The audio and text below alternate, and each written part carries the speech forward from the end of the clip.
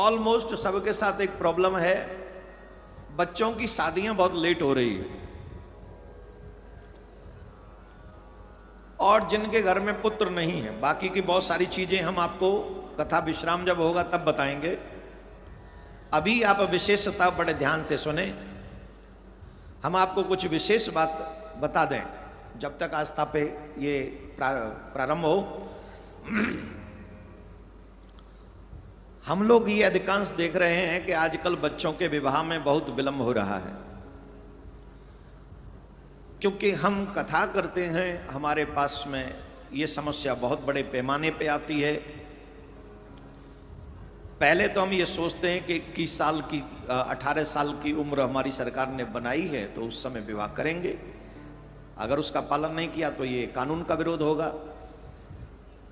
तो 18 साल तक की तो हम प्रतीक्षा करते ही हैं, परंतु उसके बाद हमारे बच्चे कहते हैं कि हमें पहले अपने पैरों पे खड़ा होना है, तो उसमें 2-4 साल निकल जाते पैरों पे खड़े होने में। 2-4 साल का मतलब आप समझ ही रहे होंगे, जितना भी वो अच्छा पढ़ना चाहे, जितने भी पैर स्ट्रॉन्ग करना चाहे, उतने में निकल जाता है। और उन पैरों पे खड़े होते होते एक समस्या ये हो जाती है, बाद में हम क्या कहते हैं, बाद में समस्या यहाँ तक पहुँच जाती है कि ओवरेज हो गए सब बच्चे, अब विवाह हो नहीं रहा। तो ये आज हमारे समाज में बहुत बड़ी समस्या है। हमारे बच्चों की जो शादियां विलंब से हो रही हैं, ये बहुत बड़ी समस्या है। जब हम विवाह के लिए तैयार होते हैं तब तक फिर लोग तैयार नहीं, क्योंकि ढूंढने में भी तो 2-4 साल निकल ही जाते हैं। कौन से वो कोई वस्तु तो है नहीं जो बाजार में मिल जाएगी इस पैसे देके, योग्य वर योग्य वधू, उसके लिए तो समय लगता ही है तलाश करने में। तो जिनके विवाह संस्करण में विलंब हो रहा हो, विवाह संस्कार विलंब से हो रहा हो, उनके लिए एक बहुत सुंदर उपाय भगवान भोलेनाथ के इस पावन इस सोमवार के दिन आप कर सकते हैं। अद्भुत प्रभाव है इसका। आप सभी देखो, मैं अपने मन से नहीं बता रहा हूं और इस पे मेरा कोई प्रभाव नहीं है, पहले समझ लो। मैंने पढ़ा और मैंने आपको बता दिया, आप श्रद्धा से करोगे आपके ऊपर इफेक्ट होगा। इसके बदले में आपसे कोई पैसा तो ले नहीं रहा, समझ रहे हैं कि नहीं? पैसा तो ले नहीं रहा, भावना से अगर आप इसको करोगे ये बहुत इफेक्टेबल हो सकता है। जिनके विवाह में समस्या आ रही हो, उनको विवाह की समस्या को दूर करने के लिए, लड़का हो या अथवा लड़की, बेटा हो या बेटी, उस समस्या को दूर करने के लिए बेला का फूल लेना चाहिए। और बेले का फूल लेकर 108 बेले के फूल लो और 108 बेले के फूल लेकर भगवान के 108 नामों से उनका अर्चन करो। अब 108 नाम आपको नहीं मिलेंगे, आप कैसे याद करोगे? आजकल के बच्चों को तो 8 नाम याद नहीं, 108 तो बहुत लंबी चीज है। तो सोमवार के दिन जब आप मंदिर में जाते हो तो पंडित जी को बैठा लो कि महाराज सिर्फ शिव अभिषेक और शिव अर्चन करा दीजिए, 108 पुष्प हमारे चढ़वा दीजिए। वो भी संभव ना हो तो और सूक्ष्म रास्ता मैं आपको बता देता हूं। 108 बार आप वो पुष्प चढ़ाने से पहले लड़कियां ओम शब्द का इस्तेमाल न करें। जितनी भी बेटियां हैं, बहनें हैं, वो क्या बोलेंगी? शिवाय नमः, शिवाय नमः, शिवाय नमः, शिवाय नमः। हम लोग क्या करते? ओम नमः शिवाय, ओम नमः शिवाय। मंत्र जापते उसका प्रभाव नहीं। ओम किसको जपना चाहिए? शिव पुराण में पूरा प्रमाण है। आजकल कोई भी शिव मंत्र देते समय ओम नमः शिवाय, नमः शिवाय बुलवा देते। यज्ञोपवीत जिसका नहीं हुआ उन पुरुषों को भी ओम का इस्तेमाल नहीं करना चाहिए, ध्यान रखें। पुरुषों को जिनका यज्ञोपवीत नहीं हुआ वो ओम नमः शिवाय मत बोलिए। क्या बोले फिर? नमः शिवाय, नमः शिवाय, नमः शिवाय। देवियां शिवाय नमः, शिवाय नमः, शिवाय नमः। इसका भी उतना ही फल है जितना ओम नमः शिवाय बोलने का फल है। इसको कहीं गलत ना समझने कि कहीं ओम वाले ज्यादा ले जाएंगे। वो एक नियम है। आप जैसे नहीं मिलिट्री में जाओगे तो ड्रेस पहननी ही पड़ेगी, वो एक नियम है। तो आप लोग शिवाय नमः, शिवाय नमः, शिवाय नमः ऐसे 108 बार आप बोलें और वो बेला का पुष्प आप चढ़ा दें। जब बेले का पुष्प 108 बार, और ये कम से कम 11 सोमवार करें। वैसे तो अगर आज कर रहे हैं तो 11 सोमवार के बराबर ही आज में किसके एक ही सोमवार में फल होगा, क्योंकि श्रावण का सोमवार है। लेकिन अगर आज आपसे मिस हो जाए, कई लोग सोच रहे होंगे महाराज अब हम तो आ गए यहाँ, अब बेला के फूल मिलेंगे कहाँ, अब जहाँ मिले वो देख लो, नहीं तो आज नहीं तो बाकी के आप इस्तेमाल कर सकते हैं। दूसरा, एक और समस्या का समाधान आस्था पे प्रारंभ होने से पहले हम बता देते हैं, और वो समस्या भी आप सुन लें। वो समस्या है आजकल गृहस्थ में पुत्रों का बड़ा अभाव आ गया है। 2-3 चीजें हैं, इनका डिस्कस तो हम ज्यादा नहीं करेंगे। हम लोगों ने मेडिकल साइंस लोगों की सेवा के लिए बनाया था, और आजकल वो मेडिकल साइंस पैसे कमाने का विषय बन गया। आई एम सॉरी अगर कोई डॉक्टर साहब सुन रहे हो, तो मेरा मतलब आपको हर्ट करने का बिल्कुल भी नहीं। आप देखिए साहब, पहले 100% बच्चे बिना ऑपरेशन के होते थे, अब 100% में से 90% ऑपरेशन से होते हैं।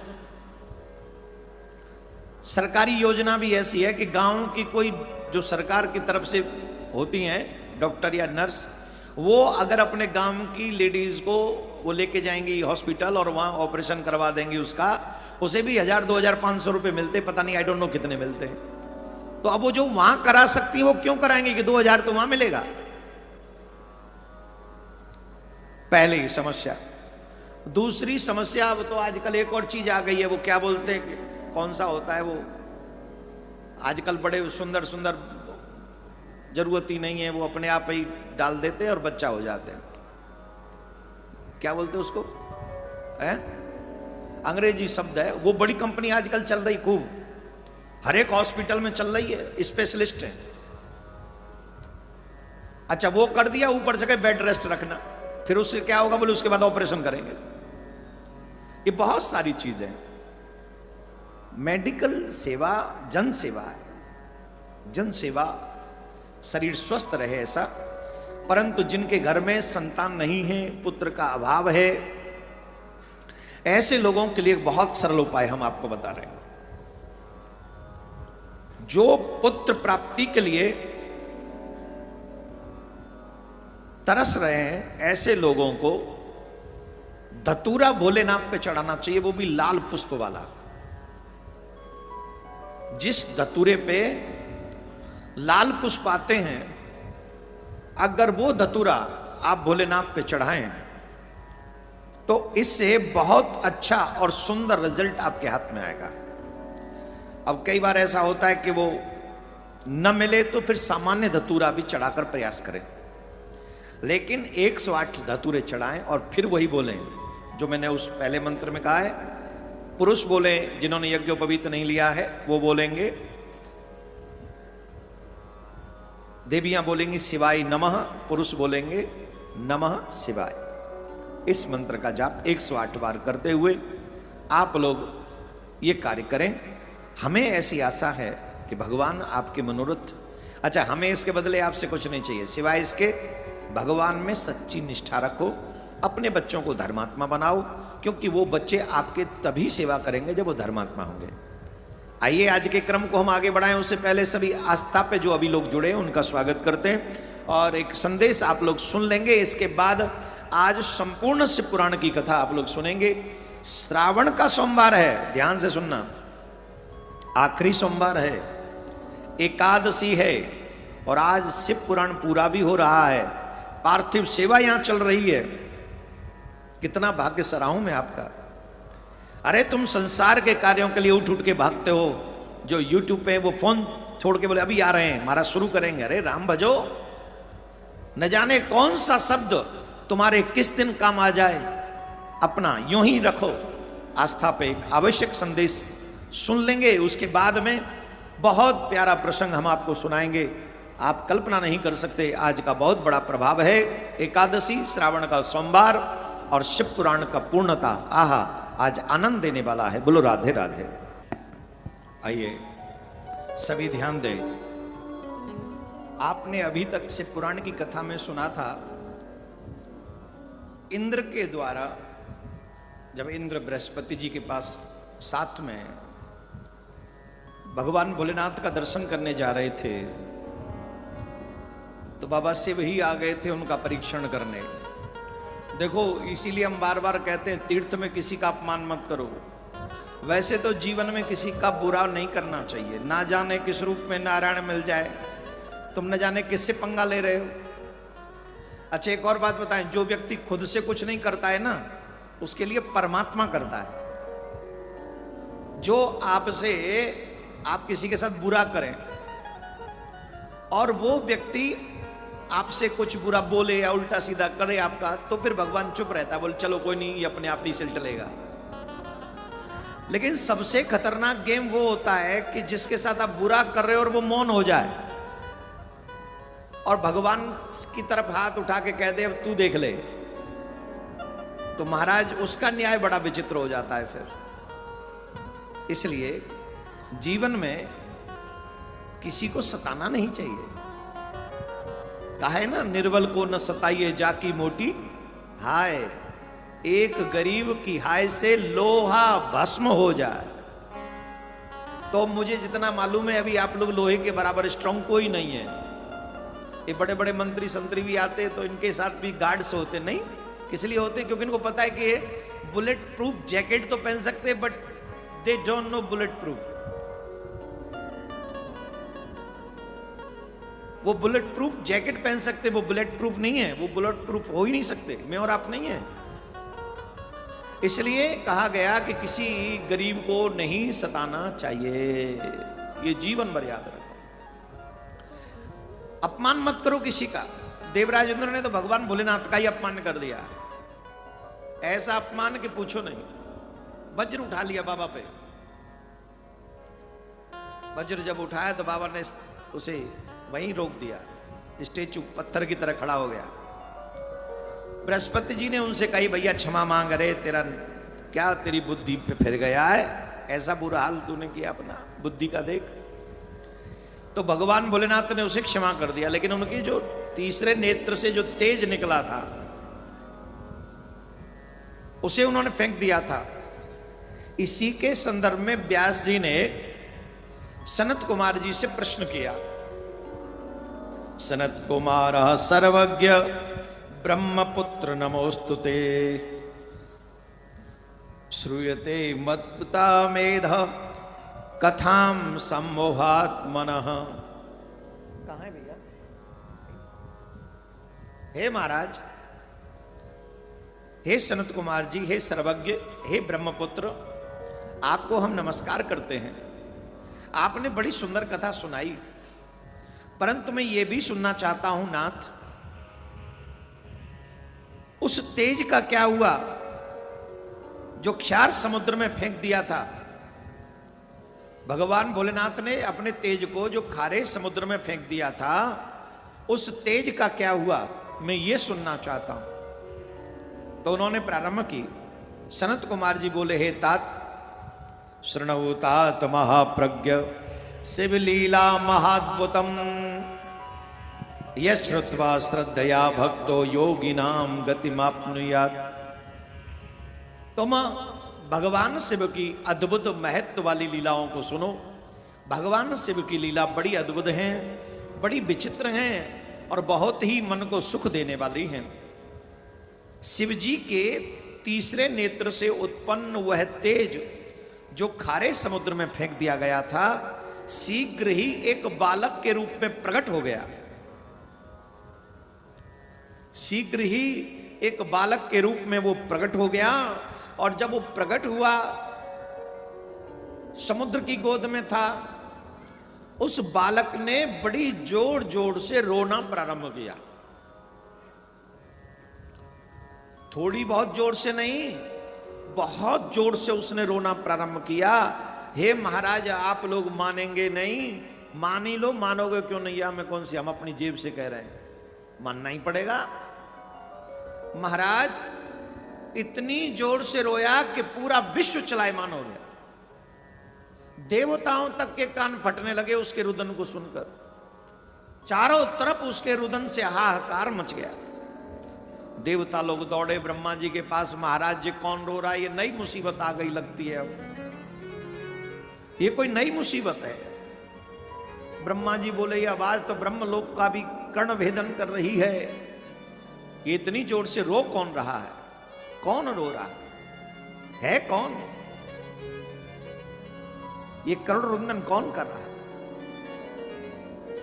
तो ब्रह्मा जी देवताओं को लेकर पहुंचे, चलो उधर चलते, मृत्युलोक पे उतर आए। सत्यलोक से उतरकर ब्रह्मा जी मृत्युलोक में उतरे। मृत्युलोक में गए समुद्र के तट पर, और वो ढूंढते ढूंढते उस बच्चे को समुद्र के तट पर पहुंच गए, और वहां समुद्र के तट पर वो बच्चा रोता हुआ दिखाई पड़ा। ब्रह्मा जी जब समुद्र के तट पर पहुंचे तो समुद्र बड़ा प्रसन्न हुआ, और देव स्वरूप धारण करके जल निधि, जल राशि, समुद्र दोनों हाथ जोड़कर ब्रह्मा जी का स्वागत करने लगा। समुद्र बोला, हे ब्रह्मन, आपने बहुत अच्छा किया जो मुझे दर्शन दिया। ब्रह्मा जी ने पूछा, दर्शन तो दिया, पर एक बात बता, ये बालक कैसे हुआ, ये बालक कौन है, ये बालक तुम्हारा है, कैसा है, जरा बताओ। समुद्र ने कहा, महाराज ये मुझे गंगा सागर के संगम पर यह बालक प्राप्त हुआ है, मैं नहीं जानता कौन है, ये कहां से आया, ये मुझे कुछ नहीं पता है। गंगा का संगम जहां सागर से होता है, ध्यान से सुनना, वही गंगा सागर। गए हो, सारे तीर्थ बार बार, गंगा सागर एक बार। अब तो गंगा सागर भी बार बार हम गए हैं, कलकत्ता के पास है गंगा सागर, वही है ना, कलकत्ता से आगे वही है ना गंगा सागर। हाँ, हम गए, एक ही बार गए, और बहुत बड़ा विशाल स्वरूप है गंगा मैया का वहां, एकदम समुद्र जैसी दृष्टिगोचर होती। जहां गंगा का संगम समुद्र से होता है, वहीं पर वो बालक मिला। समुद्र ने कहा, बड़ा अच्छा हो। और हे पितामह, अब मैं आपसे एक निवेदन करता हूं, हे जगतगुरु, आप इस बालक के जात कर्म इत्यादि सब कर दीजिए। विधाता, इसके जात कर्म के संबंध में समस्त फलों को भी बताइए कि ये बालक कैसा होगा। अब देखो, ब्रह्मा जी के तेज से उत्पन्न ये बालक, इसका जात कर्म स्वयं वेदज्ञ ब्रह्मा जी ने स्वयं उस बालक के सारे जात कर्म किए। अच्छा देखो, ब्रह्मा जी को समुद्र ने गोद में दे दिया, ये लो, ब्रह्मा जी ने उस बालक को गोद में ले लिया। सुनो सुनो ध्यान से, उस बालक ने ब्रह्मा जी का गला पकड़ लिया, टेंटुआ पकड़ लिया उस ब्रह्मा जी का। अब आप पूछो कितनी जोर से टेंटुआ पकड़ा। टेंटुआ समझ गए, जो बीच में आता है ना, ये ऊपर नीचे होता है, इसको पकड़ लो जट, आदमी थोड़ी देर पकड़ के रखो, आदमी ऊपर ही हो जाता है पूरा, एकदम एकदम अप्रोच बहुत ऊंची हो जाती है उसकी, फिर संसार के झंझटों से दूर हो जाता है। ब्रह्मा जी का टेंटुआ पकड़ लिया उस बालक ने। अब ब्रह्मा जी छुड़ा में, अच्छा बालक खेले खेल में पकड़ रखा, वैसा उसका कोई भाव, वो छुड़ा रहे, उसकी खेले खेल में पकड़ इतनी मजबूत थी कि ब्रह्मा जी के नेत्रों से अश्रु बह निकला। ब्रह्मा जी बोले, भैया इस बालक ने मेरी आंखों से जल निकलवा दिया, और मेरी आंखों से निकले हुए जल को जिसने धारण किया है उसका नाम जलंधर होगा, वो जलंधर होगा।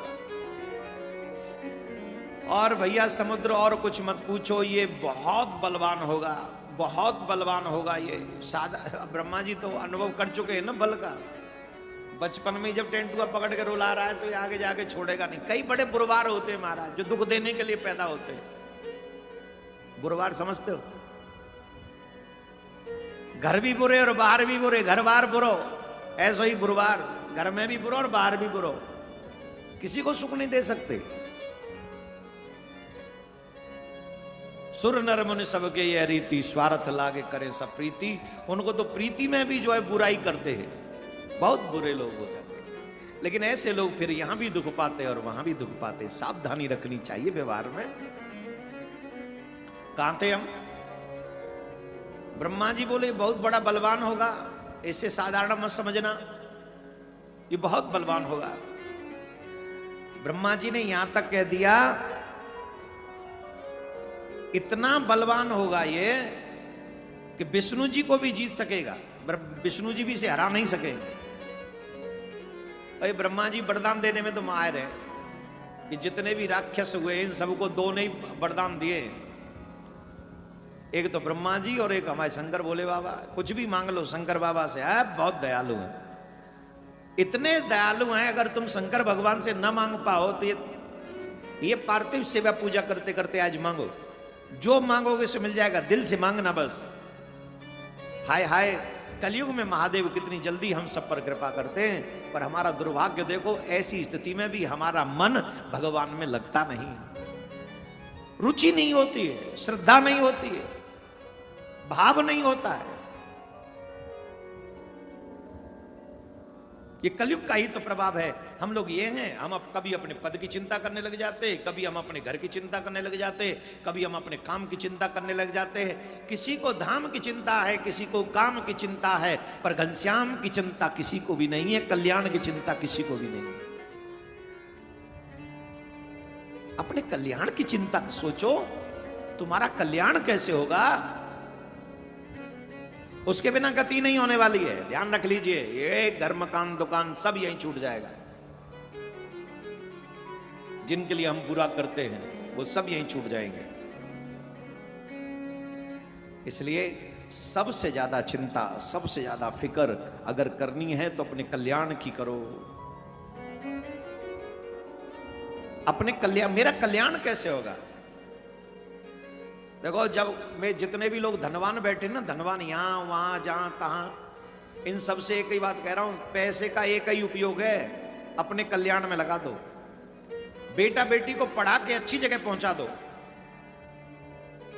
जॉब बनाना है बना दो, बेटी की शादी के लिए बचा के रख लो, अपने बुढ़ापे के लिए बचा के रख लो, और बाकी के धन से जितना धर्म कर सको उतना करो, क्योंकि ये धर्म ही धर्मो रक्षति रक्षितः। तुम धर्म की रक्षा करोगे, धर्म तुम्हारी रक्षा करेगा। देखो, हमारे शर्मा जी 3 दिन से अनाउंस कर, 4-5 दिन हो गए, कोई एक परिवार चाहिए शिव जी का मंदिर बनवाने वाला, एक परिवार चाहिए। यही हमारे गुरुद्वारे वालों के लिए कह दिया गया होता तो 500 आदमी खड़े हो जाते। 500 काहे को? बोले मेरे है, वो जानते उस चीज को, सेवा भाव को जानते हैं। अच्छा, यहाँ ईमानदारी से बताओ, क्या ऐसे लोग कथा नहीं सुन रहे होंगे जिन पे करोड़ों भरा पड़ा है, लेकिन चुप कथा सुनेंगे, निकाल देंगे? क्यों? सेवा का भाव ही नहीं है। उनको लगता है हम मरेंगे तो बच्चों को लिए छोड़ जाएंगे। अरे भाई, बच्चों का भाग्य तो आने वाला है ही है। तुम्हारे जाने के बाद वो अपना भाग्य लेके पैदा हुए हैं, तुम्हारे भाग्य से वो नहीं चल रहे हैं। माँ बाप के भाग्य से बच्चा 10 साल की आयु तक चलता है, उसके बाद में फिर वो अपना भाग्य निर्माण करता है। भगवान भोलेनाथ का मंदिर बनवाने का बड़ा सौभाग्य मिलता, भाग्यशाली।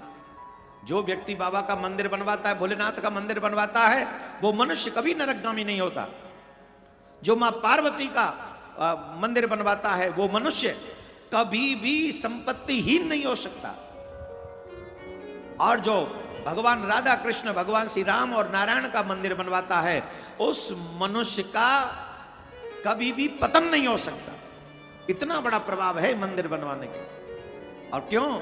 जितनी बार आपके द्वारा आप चले गए मंदिर बनवा के, सपोज आप चले गए, और आने वाले लोग जितनी बार वहां प्रणाम करेंगे, जितने लोग वहां आके प्रणाम करेंगे, जितने लोग प्रणाम करेंगे ना वहां के, उन सब का पुण्य भी आपको वहां लगता रहेगा, आप जिस लोक में रहेंगे। इतना बड़ा प्रभाव है मंदिर बनवाने का।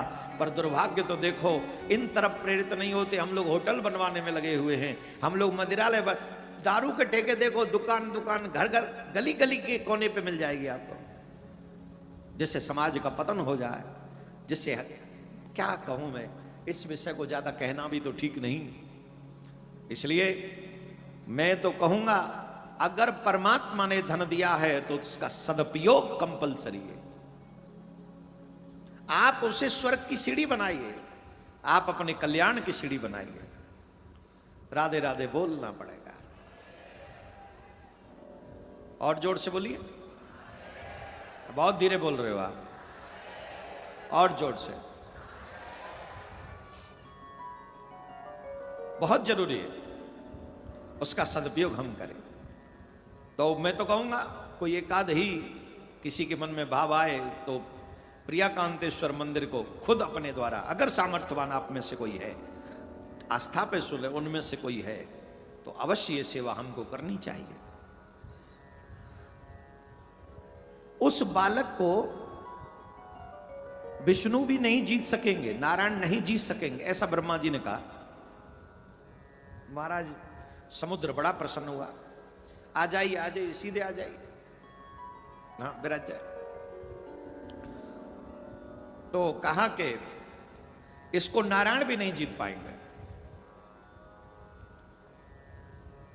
समुद्र बड़े प्रसन्न हुए और समुद्र ने प्रसन्न होकर उस बालक को संभाला। बालक धीरे धीरे बड़ा हुआ। एक बार उस बालक का विवाह करने की इच्छा से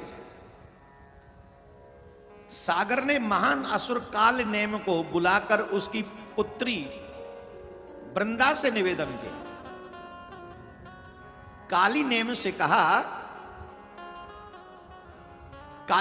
कहा कि तुम्हारी पुत्री बहुत सुयोग्य है, हम चाहते हैं कि तुम्हारी पुत्री का विवाह हमारे पुत्र से हो जाए। समुद्र का पुत्र मान लिया ना समुद्र ने जलंधर को, बोले हमारे पुत्र से हो जाए, हम यही चाहते हैं। बोले ठीक। काल नेम ने अपनी पुत्री वृंदा का विवाह जलंधर के साथ में कर दिया। आज के युग में हम लोग अपने धर्म को बड़े हल्के में लेते हैं, बहुत हल्के में। अब हम आपको बताते हैं, हम कहां बैठे? Vrinda. What is the meaning of Vrindavan? जो तुलसी का वन है वो वृंदावन है, राइट? और वृंदावन में प्रिया प्रीतम का नित्य विहार। वैसे शिव पुराण में मैंने कन्हैया का नाम आने नहीं दिया है। आप 9 दिन से शिव पुराण सुन रहे हैं, आज 9वां दिन है। बताओ मैंने भागवत इन्वॉल्व किए एक भी दिन? राम कथा में कन्हैया का नाम लेके कभी टाइम पास किया? बोलो ईमानदारी से। हंस रहे हो, बोलो सही। हमारे रग रग में कृष्ण बस रहे हैं, हमारे रग रग में राधा नाम है। बस राधे राधे बोलना पड़ेगा, इसके सिवा राधा कृष्ण का नाम कथा कहीं बीच में इन्वॉल्व नहीं होने दी हमने। क्यों? जिस पुराण की कथा हम कह रहे हैं वो पुराण की कथा हम आपको ज्यादा से ज्यादा सुनाना चाहते हैं। लेकिन क्योंकि वृंदावन में बैठे हैं और यहां भी शिव पुराण में वृंदा का नाम आ गया, उसी वृंदा के नाम पे है ये वृंदावन, तुलसी का वन है ना। ये पूरी कथा इस शिव पुराण में आएगी। लेकिन अभी आप ये सुन लीजिए, शिव पुराण में पतिव्रता स्त्रियों का बहुत महात्म्य है। जो धर्मपरायण स्त्रियां हैं, जो सिर्फ अपने पति की ही सेवा में रत हैं। देखो भारत की माताओं, हाथ जोड़ के प्रार्थना कर रहा हूं, मेरी बात को अन्यथा मत लेना। मैं सिर्फ आपका हित चाहता हूं, इसके अलावा कुछ नहीं। धर्मपरायण स्त्री के ही गर्भ से सुपात्र और सुपुत्री पैदा होंगी। अगर माँ बाप धर्म का पालन नहीं करेंगे, अपने धर्म पथ पर नहीं चलेंगे, तो बेटा यूं ही बाइक पे उड़ते फिरेंगे, पीछे से वो दिखाते हुए ब्रांड, बिना बनियान के घूमेंगे ऐसे ही।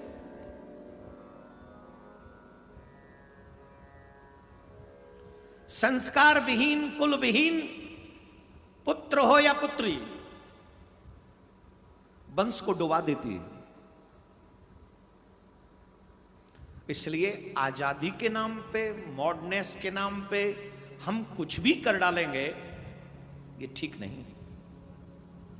और स्पेशली जो पैसे वाले लोग हैं उनसे ज्यादा निवेदन है हमारा, क्योंकि जो मॉडर्न ये जो गेम चल रहा है ना, मॉडर्न जैसे कि गांव में खेलते थे ना कबड्डी कबड्डी कबड्डी, वैसे ही शहरों में मॉडर्न का गेम चल रहा है।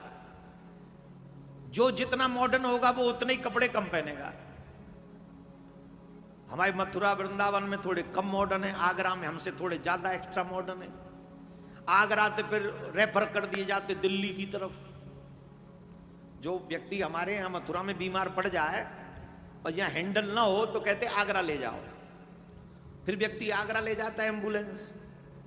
और आगरा वाले भी ज्यादा देखते हैं कि ठीक ठाक ही नहीं है कंडीशन, पैसा वैसा भी नहीं, तो बोले तुम यहां भी तुम्हारी ठीक नहीं है, तो बोले दिल्ली ले जाओ। तो हमारे मथुरा वृंदावन में जितने मॉडर्न है उससे ज्यादा मॉडर्न जो है रेफर कर दिए जाते आगरा में। और आगरा में भी वो थोड़ी दार है तो वही है, मथुरा वृंदावन की कभी कभी हवा चलती है तो आगरा में घूम जाती है। आगरा में घूम जाती है तो उन्हें भी शर्म आ जाती है, फिर वो लौट के अपने घर आ जाते हैं। वो रेफर कर दिए, बोले तुम दिल्ली चले जाओ। वो फिर दिल्ली जाके बस गए। और दिल्ली में तो भैया पूछो ही मत, माँ तो सीधा ऑपरेशन करेंगे और ऑपरेशन के बाद यूं ही कहेंगे अब नहीं रहा, ले जाओ घर, राधे राधे बोलना पड़ेगा, जोर से बोलना पड़ेगा। जितने बड़े शहर हैं वहीं मॉडर्न का बिगेस्ट वर्ल्ड कप होता है। हाँ जी कि ना जी? मेरी बात से सहमत है कि नहीं है? लेकिन मैं आप सबसे आग्रह करूंगा, कपड़े उतार के अगर कोई व्यक्ति मॉडर्न होता हो तो माफ करना, कुत्ते से ज्यादा मॉडर्न कोई नहीं है, गधे से ज्यादा मॉडर्न कोई नहीं है। एक मिनट तुम पार्थिव शिवलिंग एक सेकंड, 30 सेकंड के लिए छोड़ो, और 30 सेकंड छोड़ने के बाद में फिर से सुनो और सही रिस्पांस देना। अगर कम कपड़े पहनना ही मॉडर्न होना है तो ईमानदारी से बताओ, कुत्ता और गधा हमसे ज्यादा मॉडर्न है कि नहीं? हाँ, धीरे बजाओ। क्या पता तुम्हारा भी प्लान बन रहा हो अगले जन्म में। बोलो सही है, हम मॉडर्न ज्यादा हैं कि वो ज्यादा हैं?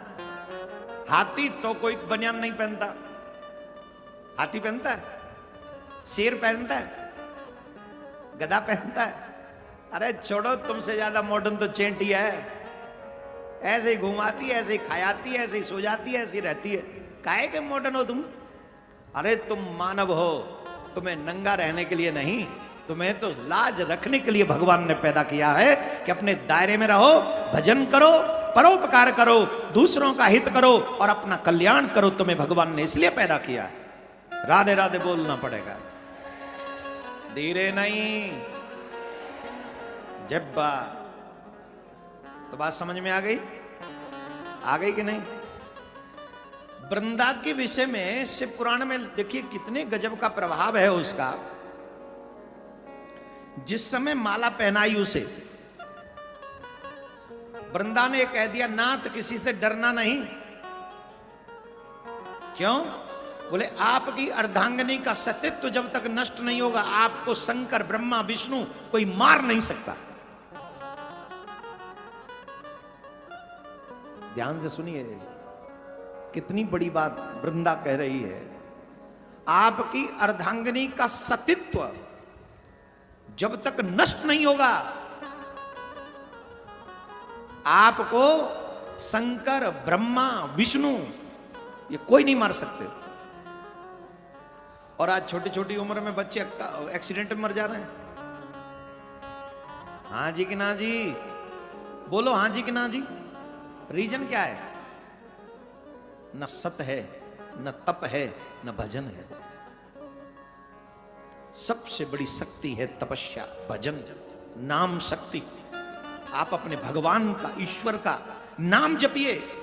जब तक आप नाम नहीं जपेंगे आपका कल्याण नहीं होगा। लेकिन घरों वो कितनी बार मैंने ये पंक्ति कितनी बार दोहराई है, परम पिता से प्यार नहीं, शुद्ध रहा व्यवहार नहीं, इसीलिए तो आज देख लो सुखी कोई परिवार नहीं, सुखी कोई परिवार। भगवान से प्यार नहीं है, बड़ों का आदर घरों में नहीं है, उल्टा सीधा खाना शुद्ध नहीं है। ब्राह्मणों के घर में प्याज लहसुन छोड़िए महाराज, क्षमा करें मैं कान पकड़ के कहता हूं, लोग मांस तक खाने लग गए। ब्राह्मण जाए सुनने को जब मिलता है तो दिल पे ऐसा लगता है जैसे भाला घोंप दिया किसी ने। अरे राम राम राम, भगवान ने कितनी बड़ी कृपा करी, हमें ब्राह्मण बनाया और हम लोग थोड़ी सी मर्यादा का पालन नहीं कर सके। संसार के इस भाव में आकर ऐसे बह गए कि नाश हो गया अपना। इसलिए मेरा निवेदन है, खान शुद्ध होगा, आहार शुद्ध होगा तो विचार शुद्ध होगा, विचार शुद्ध होगा तो व्यवहार शुद्ध होगा, और व्यवहार शुद्ध हो तो तेरा रिजल्ट बहुत गजब का आएगा, जिंदगी का रिजल्ट बहुत गजब का आएगा। बोलो राधे राधे। ऐसे नहीं, जोर से बोलना पड़ेगा, और जोर से। तो मेरी बात समझ में आ गई? ठीक है। पतिव्रता वृंदा ने ये बात कह दी अपने पति से कि बिल्कुल भी चिंता मत करना, मेरे व्रत को जब तक कोई खंडित नहीं करेगा आपके ऊपर कभी आंच नहीं आएगी। महाराज जलंधर के विषय में बहुत कुछ कहा गया। जलंधर ने देवताओं के दांत खट्टे कर दिए। ऐसी लड़ाई लड़ी जलंधर ने, साधारण थोड़ी था, भगवान रुद्र का ही तो अवतार था, भगवान रुद्र के तेज से ही उत्पन्न हुआ, साधारण नहीं था, बहुत बलवान था। एक बार उसने सभा बुलाई, राज्य करता था पाताल में, सभा बुलाई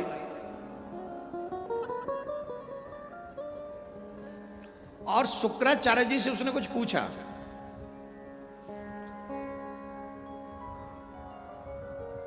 सभा में हुआ क्या था, सभा में राहु को देख लिया उसने, उसकी सभा में राहु बैठा हुआ था।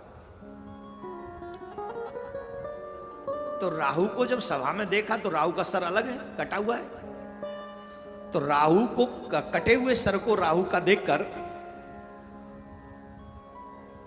तो जलंधर ने पूछा, केनेदम विहतम राहो शिरच्छेद दनकम प्रभो व्रतत्वयोस गुरोहो। शुक्राचार्य जी जो दैत्यों के गुरु हैं, जलंधर ने कहा, हे प्रभु, हे गुरुदेव, राहु किसकी, राहु का सर किसने काटा है, ये बिना सर के क्यों है, ये कृपा करके संपूर्ण वृतांत मुझे सुनाइए। शुक्राचार्य ने जब जलंधर के मुख से बात सुनी तो शुक्राचार्य जी दैत्यों के गुरु हैं, जैसे देवताओं के गुरु हैं बृहस्पति, वैसे ही शुक्राचार्य जी जो है, मतलब समझ रहे हैं ना, दैत्यों के जितने बड़े बड़े खेला किए इन्होंने किए। तो इन्होंने कहा, देखो भाई, हमारे साथ हमेशा से फ्रॉड होता आया है। शुक्राचार्य जी ने कहा, शिव पुराण का सार मैं अपनी भाषा में बता रहा हूं आपको। शुक्राचार्य जी बोले, हम सबके साथ में बहुत तगड़ा तगड़ा फ्रॉड होता आया है। तुम जानते हो, मैं सारा वृतांत तुमसे कहता हूं, तुम यथार्थ सुनो। पूर्व समय में विरोचन का पुत्र तथा हिरण्यकश्यप का प्रपौत्र, वीर बलवान धर्मात्मा बलि, ये देखो यहां स्पर्श हो रही है, वो वामन भगवान की कथा, राजा बलि की कथा पूरी नहीं है, स्पर्श की है।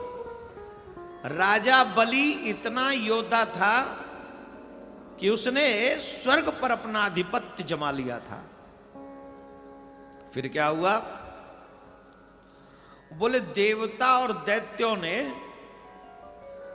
देवता तो बहुत, उनको कहते शुरा, शुरा उसी को कहते हैं जो अपना कार्य करने में कुशला, जो अपना कार्य करने में कुशल हो, एनी हाउ वो अपना काम कंप्लीट कर ले, उसी को सुर कहते हैं। बोले बड़ा कुशल हैं ये देवता लोग, इनको अमृत चाहिए था, इनको अमृत चाहिए था। तो अकेलों में तो दम नहीं था, दैत्यों में ज्यादा बल था। तो उन्होंने क्या किया, राजा बलि को मिलाकर बहला फुसलाकर बोले हम मिलके समुद्र मंथन करेंगे और जो रत्न निकलेंगे वो 50-50 बांट लेंगे, अमृत हम सब पिएंगे, अमृत हम सब पिएंगे, पर समुद्र मंथन के बिना ये संभव नहीं है। बोल चलो। तो ये सब इकट्ठे हो गए, समुद्र मंथन प्रारंभ हो गया। समुद्र में से नाना प्रकार के रत्न मिले और ज्यादातर स्वर्ग ही गए, हमें कुछ नहीं मिला, हमें तो बारूणी दे गए। अच्छा, ये जो राहु बैठा है, जब अमृत निकला, तो अमृत जब निकला तो दैत्यों ने पकड़ लिया उस कलश को, लेके भाग गए। तो वो सबको फिर से छलने वाला महाविष्णु, हम दैत्यों को तो सबसे ज्यादा दुख विष्णु ने दिया है, बड़ा कपटी है, बड़ा छलिया है, मोहनी बन के आ गया। और ये दैत्य लोग उसे देखने में लग गए, उनके हाथ से मोहित हो गए। वो देख के इतने सुंदर बन के आए थे, हो गए मोहित। बोले फिर? बोले हुआ ये कि सबने कहा आप कौन है? बोले मैं मोहनी। बोले तुम लड़ क्यों रहे हो? बोले अमृत के पीछे लड़ रहे हैं। बोले लड़ो मत, पी लो, बलवान लोगों को लड़ना थोड़ी चाहिए। तो कहने लगे तुम अपने हाथ से तुम ही पिला दो। हमारे ब्रज में एक शब्द है रसिया, कुछ लोग बड़े रसिया होते हैं, बड़ी मीठी मीठी बातों में बड़ी मीठी मीठी जल्दी घूम जाते हैं। उनने कही लड़ना नहीं चाहिए, तो दो चार वहां वैसे ही होंगे, उनने कही तुम ही पिवाए दे पे हाथ दे। भगवान को विश्वास और मजबूत करना था। भगवान ने एक बहुत बड़ी गजब की बात कह दी उन्हीं के मुंह पे, अरे तुम जानते नहीं हो सुंदर स्त्रियों पे कभी भरोसा नहीं करना चाहिए। जो स्त्री सुंदर हो उस पर कभी भरोसा नहीं करना चाहिए। तो और मोहित हो गए और प्रभावित, देखो बड़ी शास्त्र सम्मत बात कर रही हैं, आप पे भरोसा नहीं करेंगे तो किस पे करेंगे? अब तो आप ही पिलाओ। भगवान तुझे ही काजे आए, ने कद साड़ी वाड़ी झटकी, ने कद बार बार मटकाए, और इतने में ही तो महाराज उनको सुपड़ा साहब लाइन में बैठ गए। बोले आप ही पिलाओ। बैठ गए। भगवान ने कहा एक लाइन में बैठ जा। बोले बैठ गए महाराज। दूसरी में बोले देवता तुम बैठ जा। बोले वो भी बैठ गए महाराज। अब सुनो, भगवान ने लिया अमृत किसके हाथ से? दैत्यों के हाथ से, और पिलाना किधर से शुरू किया? देवताओं की तरफ से। देवताओं ने पूछा ये क्या है, व्हाट इज दिस? हमने तुम्हें कलश दिया अमृत का और तुम उधर से शुरू क्यों कर रहे हो? अरे वो तुम जानते नहीं हो, ऊपर पतला पतला है, नीचे गाढ़ा गाढ़ा है, पहले इन देवताओं को सिलटा दूं फिर तुम्हें पिलाऊंगी। बोले हाँ ये बहुत बहुत अच्छी देवी, you are so sweet, very nice girl, do it. Mauni ji बोली चिंता मत कर, पूरा ही डू इट करूंगी, तो ट्वीट कर मिला के ना छोड़ू फिर बाद में है? ऐसा डू इट, राधे राधे बोलना पड़ेगा। और जट महाराज डू इट है गो, देवताओं को सब पिलाने लगे। राहु समझ गया इस बात को, बोले ना राहु ब्राह्मण है, ये साधारण नहीं है, राहु ब्राह्मण है, और ब्राह्मण बुद्धि बड़ी होती है, तेज होती है। अरे ये ऐसा चक्कर नहीं है, ये सब धोखेबाजी चल रही है, रुको अभी रुको। जट देवताओं के बीच में वेशभूष बदल आके बैठ गया। भगवान थोड़े से उलायती में थे, जल्दी में जितना जल्दी सिलट जाए, देवताओं को पता न चले, सब देवताओं को मिल जाए, दैत्यों को पता न चले, जितना जल्दी सिलटे सो ठीक। अब उनने जाए पिवाओ, जल्दी जल्दी पिवा रहे तो बू बैठो, पू लगा दी वो खुआने, पी को। और वहां दोनों के बीच में बैठे, सूर्य और चंद्र के बीच में। वो जानते थे ये वो नहीं है जो दिख रहा है, जो दिख रहा है वो है नहीं। तो नारायण की तरफ कहा रॉन्ग पर्सनालिटी बैठी है बीच में, रॉन्ग है। भगवान ने सुदर्शन लिया, जट उसका सर काट दिया। हमसे धोखा करते हो। अब महाराज वहां जो होना था सो हो गया। अब वो अमृत कंठ से नीचे उतर गया था तो धड़ में भी पहुंच गया, सर कट गया तो वो सर पे भी हो गया, तो वो धड़ भी अमर हो गया और सर भी अमर हो गया। तो शुक्राचार्य जी कह रहे हैं ये विष्णु ने किया है ऐसा, ये नारायण ने किया है। चल ये जो राहु तुम्हें बिना धड़ सर के अलग अलग दिख रहा है ना, ये राहु का नारायण का किया हुआ है। अच्छा यहां पे जलंधर को 2 वजह से क्रोध आया भयंकर। पहली वजह तो ये कि राहु का सर नारायण ने छल से काटा, ठीक। दूसरी वजह यह कि इन देवताओं ने स्वार्थ के कारण मेरे पिता का मंथन किया, समुद्र का मंथन किया। तो ये बहुत बुरा उनको लगा और जलंधर ने उसी राहु को भेजा देवताओं के यहां जाओ, और जाके नहीं देवताओं राहु को नहीं भेजा, यहां एक दूत को भेजा जलंधर ने कि देवराज इंद्र से जाके कहो, घसमर नाम के दैत्य को भेजा कि तुम जाओ और हमारा मैसेज जाके दे दो, या तो अपना स्वर्ग राजपाट छोड़ छाड़ के साइड में निकल जाओ और नहीं तो हमसे युद्ध करो।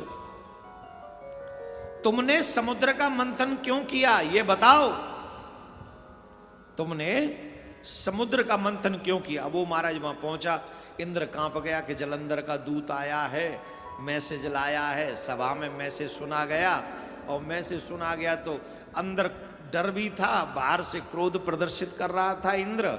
और इंद्र ने कहा, उसने कहा कि महाराज जलंधर बड़े क्रोधित हैं, आपने समुद्र मंथन क्यों किया। तो समुद्र मंथन क्यों किया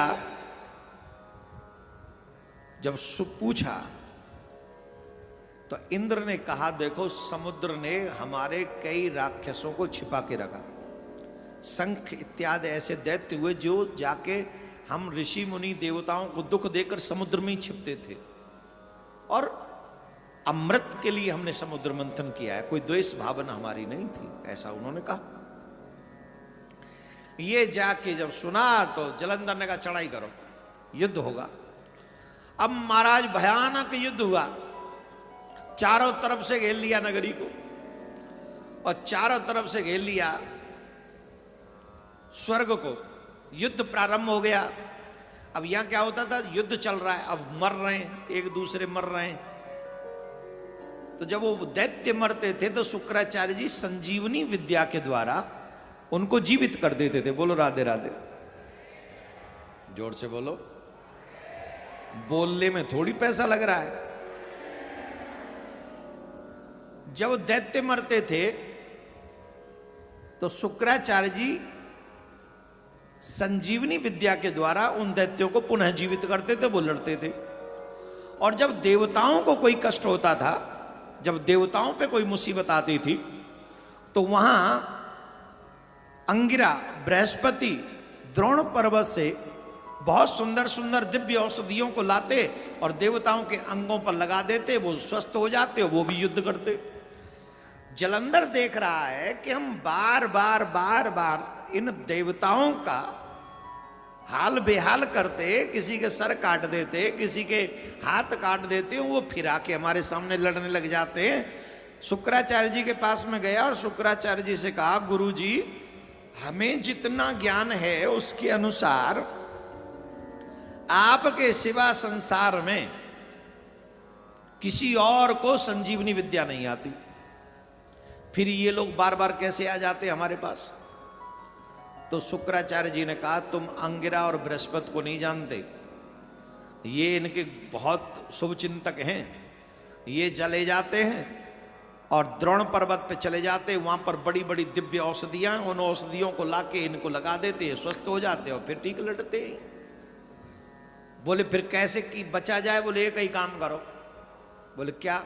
वो द्रोण पर्वत को समुद्र में डुबा दो, तुम तो कुछ भी कर सकते हो। और महाराज इतना गुरु ने कहा और चेला पहुंच गया द्रोणाचल पर्वत पे उसको भुजाओं से उठा लिया और समुद्र में धांक करके डुबा दी। चेला हो तो ऐसा, जो गुरु कहे वही कर डाले, सोच है नहीं। अच्छा, जलंधर सोचता है मैं जाऊंगा, इतना समय लगेगा, उखड़ेगा कि नहीं उखड़ेगा, क्या मिलेगा, गुरुजी यहीं भी इनसे लड़ता रहूं, जाता ही नहीं। सच्चा शिष्य कौन है? ध्यान से सुनिए, आजकल कलयुग में सभी शिष्यों का कल्याण क्यों नहीं होता?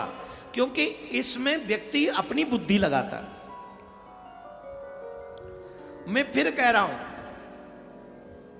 गोविंद के आगे, गुरु के आगे और धर्म में कभी बुद्धि मत लगाओ। अगर आप धर्म में बुद्धि लगाओगे, कभी भी आप उच्च गति को प्राप्त नहीं कर सकते। बुद्धि लगाने को मिली है संसार में, वहां लगाओ। आप ये समझो, हमने ये बात कई बार बोली है, आज फिर बोल देते, सावधानी पूर्वक सुन लो। परमात्मा ने ये शरीर हमें कंप्यूटर का सा दिया है। ये शरीर समझो कंप्यूटर है, और कंप्यूटर का सिर्फ खोलाई खोला धर दिया जाए तो काम का थोड़ी, उसमें सॉफ्टवेयर भी अपलोड करने पड़ते हैं जिससे वो वर्क करे। तो भगवान ने दो बहुत कॉस्टली सॉफ्टवेयर इसमें डाले, एक हार्ट एंड एक माइंड, है कि नहीं? सबसे ज्यादा कीमती क्या है? दिल और दिमाग, यही है ना, यही सबसे कीमती है। दिल की धड़कन रुक जाए, सब रुक गया, खत्म। डॉक्टर कह दे हार्ट वर्क नहीं कर रहा है, पंप देनी पड़ेगी, पंप। डॉक्टर साहब दे दो पंप। डॉक्टर कह रहे हैं अब ये पंप काम ना आ रहा, तो बोले अब छल्ला डाल दे पड़ेंगे, छल्ला बचानो लल्ला तो डाल दे छल्ला, डाल दे वो डॉक्टर साहब छल्ला। बोले नहीं 5 नस ब्लॉक है, बोले 5 छल्ला डालो, 10 है, बोले 10 में डाल दो, सब डाल दे ही ना बचो। क्यों? Heart fail. सबसे कॉस्टली है हार्ट। और इसी को युवा कहते हमारा दिल तोड़ दिया। क्या कहते हैं युवा? दिल तोड़ दिया। पता नहीं कौन सा हथियार है जिससे दिल टूट जाता है, आज तक तो किसी ने देखा नहीं उसके टुकड़े टुकड़े किसी ने। युवा कहते दिल टूट गया। टूटता नहीं है दिल, कभी नहीं टूटता। दिल तो बस या तो वर्क करता है या फिर रेस्ट करता है, टूटता नहीं है। वो तो आपकी मन की क्रिया है, न जाने कहां कहां आप लगाते हो। एक दिया भगवान ने हृदय, दिल, और एक दिया दिमाग। और सॉफ्टवेयर जो कंप्यूटर आप लाते हो, एक बुक मिलती है उसमें साथ में। बुक देते किस लिए? How to use it. क्यों? पढ़े लिखे लोग, हाउ टू यूज इट, ये यूज कैसे किया जाएगा उस बुक में होता है। परमात्मा ने जब दिमाग और दिल दो सॉफ्टवेयर दिए तो उन्होंने प्रयोग बताया कि इसका प्रयोग कैसे करना है। बोले कैसे करना है बताओ सरकार। बोले सुन, दिमाग तो जाके दुनिया में लगाइयो और दिल मुझ में लगाइयो। जब तू दिमाग दुनिया में लगाएगा तो फंसेगा नहीं, तू दिल मुझ में लगाएगा तो फंसेगा नहीं। बात समझ में आ गई कि नहीं? क्या कहा उन्होंने? दिमाग दुनिया में लगाना और दिल मुझ में लगाना। अब ईमानदारी से बताओ, जितने भी कथा सुन रहे हैं पढ़े लिखे बुद्धिमानी जीव, आपने दिमाग कहां लगाया और दिल कहां लगाया? बोलो ईमानदारी से बोलना।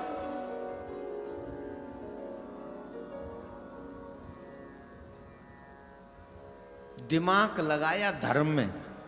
ये करने से ऐसे कैसे हो सकता है? भगवान तो किसी को दिखता ही नहीं, तो भगवान है कि नहीं? कई लोग तो ये कहते ये पार्थिव शिवलिंग बनवा रहे हैं, हमें पागल बना रहे हैं। बताओ इससे भगवान प्रसन्न होंगे?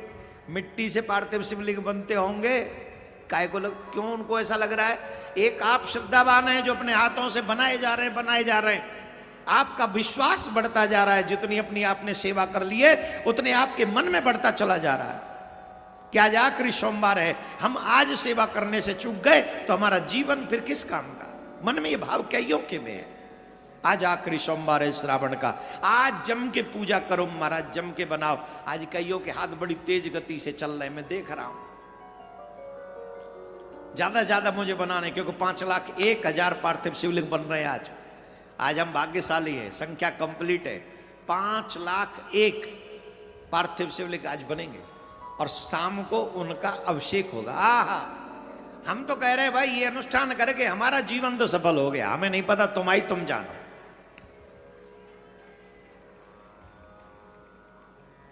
तुम जानो। हमारा तो सफल है गो, अपने नेत्रों के आगे पार्थिव शिवलिंग बनते हुए दिख रहे हैं, पूजन होते हुए दिख रहे हैं, अभिषेक होता हुआ दिख रहा है। इससे श्रेष्ठ भाग्य और क्या चाहिए? हमारा तो जीवन धन्य है। तो आपकी आप जानो। तो हम और आपकी कितनी निष्ठा है, लगे। लेकिन कई लोग बुद्धि भी लगा रहे हैं, अरे राम राम, देखो ये कैसे पागल गमार लोग मिट्टी से कह रहे शिव जी बन गए। तू को है, तू मट्टी ना है, ईमानदारी से बता तू को है। अगर विश्वास ना हो तो जड़ती वही चिताए जाए कि देख ले, पता चल जाएगी बेटा तू को है। माटी में मिले माटी और पानी में पानी, अरे अभिमानी तेरी यही जिंदगानी। बस बैठ के ले आनंद, आराम से, कछु नहीं करना, बैठो देखो तो सही कितना आनंद आ। तो बैठे बैठे को भी तो आनंद है। कायम हम लोग क्या होंगे? पंच तत्व से ये जीवन मिला है, बना है शरीर, और पंच तत्व में विलीन हो जाएगा इस शरीर। और उसी पंच तत्व से हमारी श्रद्धा उस परम तत्व ईश्वरीय तत्व को प्रकट करती है।